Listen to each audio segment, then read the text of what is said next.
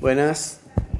Veremos ahora una línea del tiempo que nos ayude a ubicarnos, ¿sí?, en nuestros países a lo largo de los últimos 100 años.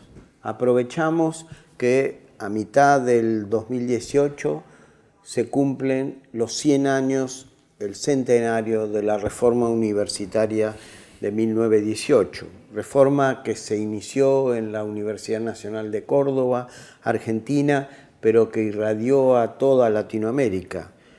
El contexto internacional de por entonces tenía que ver con la Primera Guerra Mundial del 14, que mostró la barbarie de Europa, más de 10 millones de muertos, más de 20 millones de mutilados, y por lo tanto la referencia de esa reforma universitaria tiene que ver con el antiimperialismo universal y ecuménico, ¿sí?, en figuras como José Ingeniero, Alfredo Palacios, Manuel Ugarte, representadas por parte de nuestro país. En el contexto regional de por entonces, la Revolución Mexicana de 1910, primera revolución social del siglo XX, que interpretaba un pensamiento latinoamericano con José Vasconcelos, que fuera primer ministro de Educación de la Revolución, Haya de la Torre, Víctor Raúl Haya de la Torre y González Prada de Perú, José Rodó de Uruguay, José Martí, cubano, patriota cubano, o José Carlos Mariátegui de Perú. En el contexto nacional, la influencia de la ley del voto secreto, obligatorio y universal, que hizo que en 1916 asumiera el primer gobierno nacional, popular y democrático del siglo pasado, aunque la ley era del voto secreto, obligatorio y universal, era universal para los varones, ya que para las mujeres se implementó gracias a la lucha de muchas mujeres a lo largo del inicio del siglo pasado, como Julieta Lanteri, como Alicia Moró de Justo, pero en nuestro país se implementó a instancias de Eva Perón y Juan Perón en el año 49. La reforma universitaria nos plantea entonces autonomía con el cogobierno y el gobierno tripartito, y ahí aparece la dicotomía entre autonomía y heteronomía. Quisiera leerles, hay autores como Eduardo Rinesi o Diego Tatián que trabajan mucho estas temáticas. Eduardo plantea: está bien que el Estado marque las pautas de enseñanza en la universidad en aquellos campos en que el Estado tiene que velar por el bien común. Y allí la universidad debe ser, en palabras de Kant, heterónoma, es decir, lo contrario a autónoma. Debe dejarse dictar las normas por un poder exterior a ella, que es el poder del Estado, que hace muy bien en dictarle las normas a la universidad porque atiende a un bien común que es el bien del pueblo. Pero el mismo Eduardo Rinesi retoma el polo dialéctico de la autonomía-heteronomía y dice: en relación con su dimensión filosófica, introspectiva, reflexiva y crítica, la universidad debe ser perfectamente autónoma. En ese sentido, decíamos entonces que la reforma universitaria plantea la autonomía con el cogobierno, el compromiso social con el medio, importante para partir de allí, el antiimperialismo, José Martí, cubano, Rubén Darío, nicaragüense, José Rodó, uruguayo, el compromiso y la politización de la juventud y el intento de unificación sudamericana expresado en varios de ellos, pero fundamentalmente en Manuel Ugarte. Verán ustedes en la clase de Aris Recalde, en este diplomado, que se explaya al respecto y que es un especialista en la temática. 100 años después, la Conferencia Regional de Educación Superior, la CRES 2018, nos habla de que, y esto tenerlo muy en cuenta, la educación superior es un bien público y social, un derecho humano universal y un deber del Estado. Importante plantearlo hoy, cuando el neoliberalismo imperante en muchos de los países latinoamericanos plantea la mercantilización de la educación superior y su tratamiento como servicio. Frente a eso, la CRES nos dice, es un bien público y social, un derecho humano universal y un deber del Estado. Durante la mayor parte del siglo pasado, la derecha conservadora del continente impulsó golpes militares que fueron marcando el camino a lo largo del siglo, para imponer fundamentalmente proyectos y modelos colonialistas. En nuestro país se dio en el año 30, en el 43 con otro signo, en el 55, en el año 1966 con la famosa Noche de los Bastones Largos y en el 76 la última dictadura cívico-militar que instauró el genocidio y más de 30.000 detenidos desaparecidos en nuestro país. Fundamentalmente en los dos últimos, la del año 66 y la del 76, promovieron una diáspora educativa, científica, tecnológica, sin parangón en los países centrales, ¿sí? Pensemos que César Milstein, uno de nuestros 3 premios Nobel en ciencia, ¿sí? Recordemos que Argentina tuvo a Bernardo Husay, primer premio Nobel, ¿sí? En el 47, a Luis Federico Leloir, en el año 70, segundo premio Nobel, y César Milstein, que se había tenido que exiliar en el año 66, luego del golpe militar y la Noche de los Bastones Largos contra fundamentalmente la Universidad de Buenos Aires, se exilió en Inglaterra, así que fue premio Nobel en Ciencias, pero cuando ya estaba en otro país en el año 82. Argentina completa esto con 2 premios Nobel de la Paz, Saavedra Lamas en el año 32 por su trabajo en la guerra paraguayo-boliviana y Pérez Esquivel en el año 1980 por el desarrollo para la paz de nuestros pueblos. Así como Guatemala tiene a Rigoberta Menchú como premio de la paz en nuestro continente. Los gobiernos nacionales y populares en el continente impulsaron siempre la educación, la ciencia, la tecnología, la industrialización, la nacionalización de los recursos hidrocarburíferos. Pensemos en Lázaro Cárdenas en México entre el 34 y el 40, en Mosconi en Argentina. El gobierno de Perón en Argentina creó en 1950 el CONITIC, Consejo Nacional de Investigaciones Técnicas y Científicas, en el 51 el Instituto Antártico Argentino, en el 54 el CITEFA, el Centro de Investigaciones Científicas y Técnicas de las Fuerzas Armadas. Impulsaban esos gobiernos nacionales y populares la educación superior.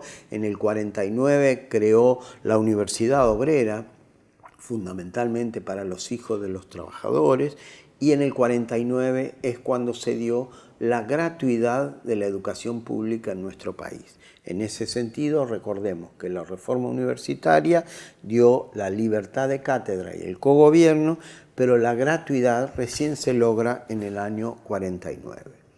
Por entonces se impulsaba el ABC en América Latina, ese acuerdo entre Argentina, Brasil y Chile, un acuerdo que venía desde 1915, pero que en los fines de los 40, inicio de los 50, lo retoman Perón, Getúlio Vargas e Ibáñez del Campo en Argentina, Brasil y Chile.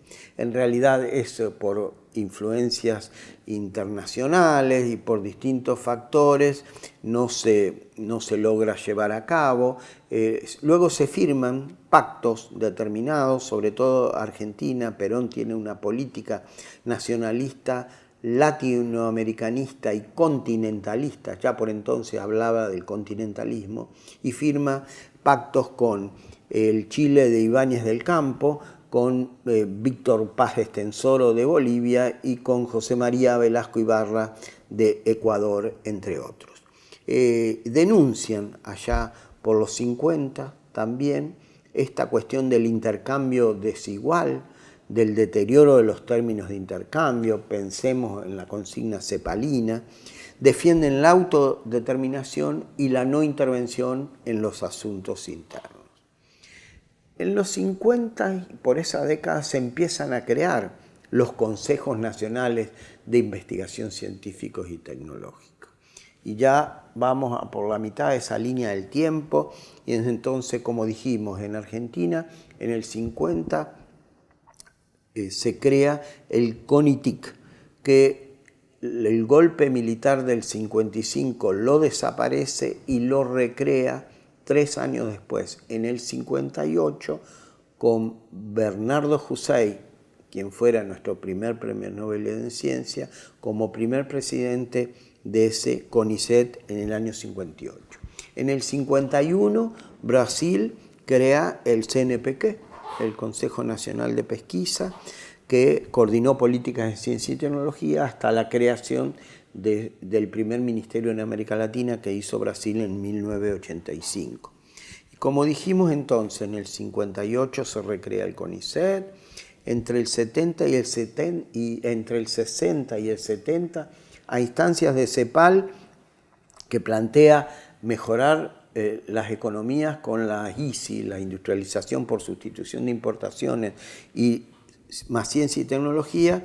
En el 67 Chile crea el CONICIT, en el 68 Venezuela el CONICIT, en el 70 México el CONACIT, en el 72 Costa Rica el CONICIT, en el año 77 Bolivia el SINDECIT, Sistema Nacional para el Desarrollo Científico y Tecnológico, en el 79 Ecuador la CENACIT, al igual que Panamá en el 97, en el 2005 Perú con el CONCITEC, Colombia Colciencia y Uruguay la DICIT, la Dirección de Investigación, Ciencia y Tecnología para el Desarrollo. Y como planteamos antes, 4 países de Latinoamérica fueron creando ministerios de ciencia y tecnología. El primero fue Brasil en 1985, bajo la presidencia de José Sarney. El segundo fue Costa Rica en 1990, con José Figueras cuando era presidente. El tercero es Venezuela en 1999, con el comandante Hugo Chávez. Y el cuarto, Argentina, en el 2007, bajo la presidencia de la doctora Cristina Fernández de Kirchner. Y ahí me parece que hay que contemplar una cosa, porque estos desarrollos y la importancia de elevar el conocimiento y llevarlo hasta el grado de tener un ministerio del sector, no siempre puede ser así.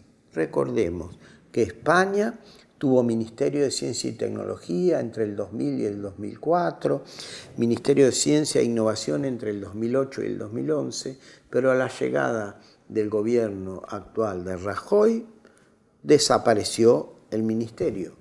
Por lo tanto, y ellos tienen las mismas políticas neoliberales que varios de nuestros países latinoamericanos. O sea, todo está por verse. Es necesario contemplar estas cuestiones. A nivel de fondos de promoción de ciencia, tecnología e innovación, en la década del 90, a instancias del BID, fundamentalmente Chile genera, a través de Corfo, que aunque Corfo fue formada en 1939, pero Corfo impulsa en los 60, se desarrolla en el gobierno popular de Salvador Allende en el 73 y crea en el año 91 el FONDEF y el FONTEC, hoy llamado Innova Chile. En Argentina En el año 1996 se genera la Agencia Nacional de Promoción Científica y Tecnológica, por entonces con dos fondos, FONCIT y FONTAR, Fondo Nacional de Ciencia y Tecnología, y Fondo Tecnológico Argentino, uno para investigadores, otro para empresas, muy similar al FONDEF y FONTEC. Posteriormente, esta agencia nacional en nuestro país lo completa en el año 2004 con la ley del SOF, crea un FONSOF, y en el 2008 los fondos sectoriales. Recordemos que Brasil fue el primero que tenía distintos fondos y sobre todo el primero en América Latina que creó los fondos sectoriales, más Brasil tiene la FINEP, la financiadora de estudios y proyectos, México con el CONACYT y con los FORDECYT regionales, más distintos fondos sectoriales, Colombia con el Fondo Francisco José de Caldas, aquel famoso que le decían el sabio, que un pensador y educador que fue asesinado por los españoles en 1816. Recordemos que cuando le fueron a pedir clemencia a España, entonces en 1816, porque Francisco José de Caldas, el nombre que lleva el fondo, en Colombia iba a ser decapitado, por entonces las autoridades monárquicas dijeron: España no necesita sabios. Pensemos. Bueno, decíamos que Brasil tiene distintos fondos y fundamentalmente fueron los primeros fondos sectoriales en América Latina, pero también tener en cuenta que actualmente el gobierno de Temer anunció un recorte para ciencia y tecnología del 44% del presupuesto para este año. En cuanto a las leyes de promoción de la ciencia, la tecnología y la innovación, en Argentina tuvimos nuestra primera ley, que se llamó el número 23.877, de promoción y fomento de la innovación tecnológica, ley que creaba por primera vez un consejo consultivo con distintos actores interesantes en el desarrollo de nuestro sistema nacional de innovación. México en el 2002, la ley de ciencia y tecnología, Brasil en el 2004, la ley de CTI, Perú en el 2004, una ley marco, Bolivia en el 2001, una ley de fomento a la ciencia, la tecnología y la innovación, ayornada por el Plan Nacional del 2013, en Ecuador en 2011, un sistema nacional de ciencia, tecnología, innovación y saberes ancestrales. Ahí hay buenos artículos de René Ramírez. Pensemos que también René va a ser docente de este curso de Claxo, así que podremos tener su desarrollo al respecto. Venezuela con la LOCTI en 2010, la Ley Orgánica de Ciencia, Tecnología e Innovación. Todas estas normativas impulsaron de distintas formas la educación, la ciencia, la tecnología y la innovación en nuestros países. Pero también tener en cuenta que estos y sobre todo los fondos que nombramos antes, ¿sí?, por momentos son los organismos internacionales financieros como el Banco Mundial, el BID o el BIRF, los que muchas veces fijan agenda para América Latina en cuanto a qué tipo de proyectos se deben financiar. Indudablemente los proyectos y los modelos neoliberales no necesitan ciencia y tecnología en nuestros países. Ya en la década del 90 en Argentina, con un gobierno democrático, pero neoliberal en su concepción económica, el ministro de por entonces, Domingo Cavallo, mandó a los investigadores y científicos a lavar los platos. Por último, a lo largo del siglo, las dictaduras en América Latina, salvo pocas excepciones, no propiciaron la educación, la ciencia y la tecnología. Stroessner en Paraguay en 1954, Rojas Pinilla en Colombia en el 58, Castelo Branco con el golpe de Brasil que desplazó a João Goulart, y los posteriores que le siguieron con otras características, Prutes Silva, Garrastazu, Medici, Geisel, Figueredo. En Argentina, como hemos mencionado, en los golpes del año 30, el 55, el 66 y el 76, con el genocidio del dictador Videla, en Chile con Pinochet en el 73, en Cuba en el 40 con Fulgencio Batista, Bolivia en 1971 con Hugo Banzer Suárez, que desplazó al gobierno democrático de Juan José Torres, en Perú en 1968, aunque con otras características más de izquierda nacional y popular, Juan Velasco Alvarado, que desplazó a Belaúnde Terry, pero Velasco impulsó la reforma agraria, el SINAMO, Sistema Nacional de Movilización Social, en el Perú andino, pero que después en el 75 fue sustituido por otro golpe de Morales Bermúdez, otro dictador. En Uruguay en el 73, con la famosa bordaberrización, ya que Juan María Bordaberry asumió desplazando a la política. En República Dominicana en 1930, con Rafael Leónidas Trujillo, que estuvo 31 años en el poder, y el Nicaragua de la dinastía de los Somoza, que el famoso Anastasio Somoza García y Luis Somoza de Baile o Anastasio Somoza de Baile, sus hijos, que al final fueron desplazados por el Frente Sandinista de Liberación Nacional.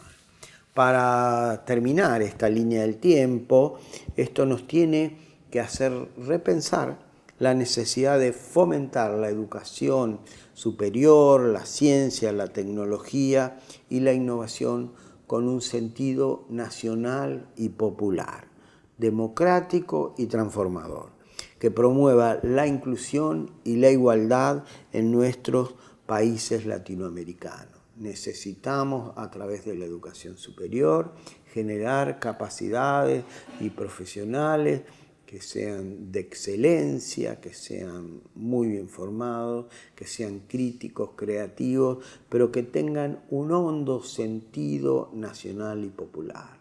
Necesitamos profesionales con conciencia nacional, con compromiso social, con vocación popular y con voluntad personal.